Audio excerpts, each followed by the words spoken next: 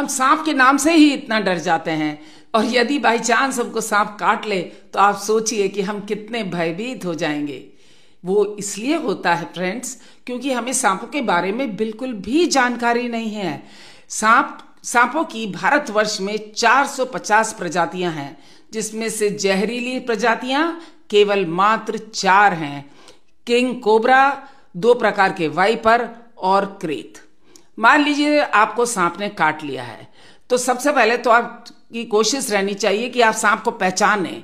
परंतु यूजुअली सांप पांव पे काटता है और अंधेरे में काटता है रात के, तो ऐसे में सांप को पहचानना बहुत मुश्किल हो जाता है और कई बार सांप भाग भी जाता है। तो ऐसे में अब क्या करें? अब दूसरा ऑप्शन है कि जहां सांप ने काटा है उस जगह को जरा ध्यान से देखें। यदि वहां दांतों के निशान केवल मात्र 2 निशान हैं, तो इसका मतलब वो सांप जहरीला है, और यदि 2 से ज्यादा दांतों के निशान हैं तो सांप जहरीला नहीं है।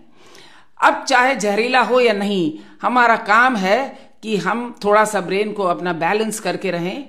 सबसे पहले हमारे मोबाइल में से हेल्पलाइन नंबर निकालें, जो सांप काटने के लिए होता है 15400। इस नंबर पे मिलाएं, गाइडलाइंस लें और उनके सुझाव को सुने।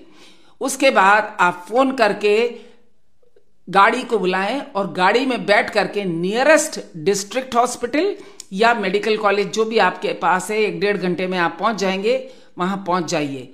आपके पास सेफ्टी मार्जिन पूरी 4 घंटे की होती है, इसलिए आप बिल्कुल ना घबराएं। यदि आप 4 घंटे के अंदर हॉस्पिटल पहुंच गए तो आप आराम से बच जाएंगे।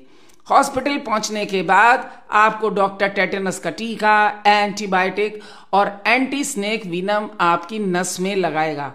एंटी वेनम्स जो टीका है वो 5 तरह के जहर के एंटीडोट की तरह बनाया गया है।